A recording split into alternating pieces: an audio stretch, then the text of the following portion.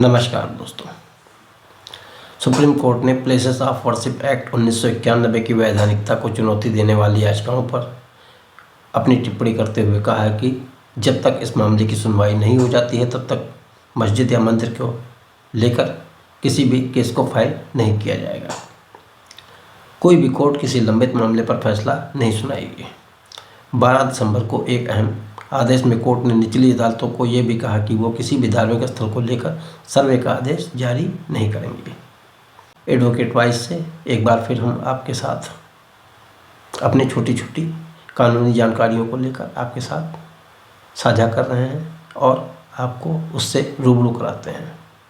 जी हाँ, एक बार आपसे फिर निवेदन है कि आप चैनल को सब्सक्राइब जरूर करें, वीडियो को अधिक से अधिक शेयर करें ताकि अपनों तक यह वीडियो पहुंच सके।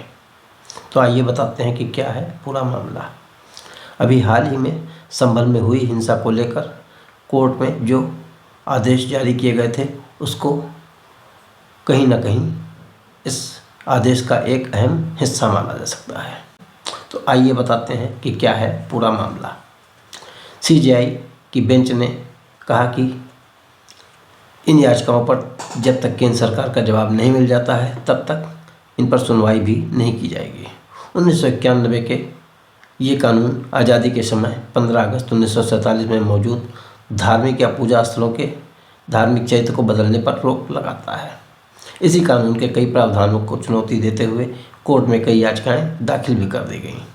प्लेसेस ऑफ वर्शिप एक्ट 1991 के खिलाफ सुप्रीम कोर्ट में कम से कम आधा दर्जन याचिकाएं दायर की गई हैं।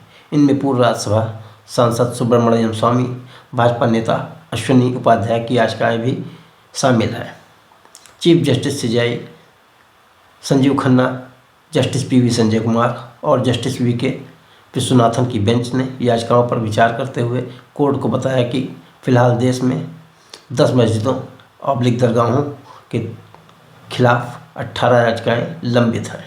इस पर बेंच ने कहा कि प्लेसेस ऑफ वर्शिप एक्ट के इस तरह के मुकदमों को छूट के रोकता है। ऐसे में इस कानून की वैधानिकता पर फैसला लेने तक कोई आदेश नहीं दिया जाना चाहिए।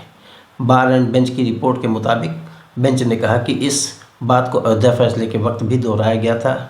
कोर्ट ने अपने सुनवाई के दौरान ये निर्देश दिया है कि ये मामला कोर्ट के सामने विचाराधीन है। ऐसे में हमारा मानना है कि कोई भी नया केस रजिस्टर नहीं होना चाहिए या कोई कार्रवाई का आदेश नहीं दिया जाना चाहिए। यही नहीं, लंबित मामलों पर अदालत कोई भी अंतरिम आदेश नहीं दे सकती है। सीजेआई ने केंद्र सरकार से कहा कि वो इन याचिकाओं पर 4 हफ्ते के भीतर जवाब दे और कोर्ट के निर्देश दिया कि सरकार ऐसे जवाब ऐसी वेबसाइट पर अपलोड करे जहां से कोई भी उसे डाउनलोड कर सके। प्लेसेस ऑफ वर्शिप एक्ट क्या है, आपको इस बारे में जानकारी यदि हो तो अच्छी बात है, यदि नहीं है तो आइए इस पर हम आपको एक सारांश में जानकारी देते हैं। यह कानून कहता है कि 15 अगस्त 1947 को देश के धार्मिक स्थलों की जो स्थिति रही वही स्थिति बरकरार रहेगी। कानून के तहत आज़ादी के समय के सभी धार्मिक स्थलों को कवर किया गया था, सिवाय राम जन्मभूमि बाबरी मस्जिद मामले को। कानून की धारा 3 कहती है कि कोई भी व्यक्ति किसी धार्मिक संप्रदाय के किसी उपासना स्थल का किसी अलग संप्रदाय के उपासना स्थल में परिवर्तन नहीं करेगा। इसका उल्लंघन करने पर 3 साल तक की जेल और जुर्माना भी लगाया जा सकता है। कानून की धारा 4 के उप 2 में कहा गया है कि 15 अगस्त 1947 को मौजूद किसी भी पूजा स्थल के धार्मिक चरित्र में बदलाव से जुड़ा कोई मुकदमा, अपील या अन्य कार्रवाई किसी भी अदालत के न्यायाधिकरण या अन्य प्राधिकरण के समक्ष लंबित है वो समाप्त हो जाएगी।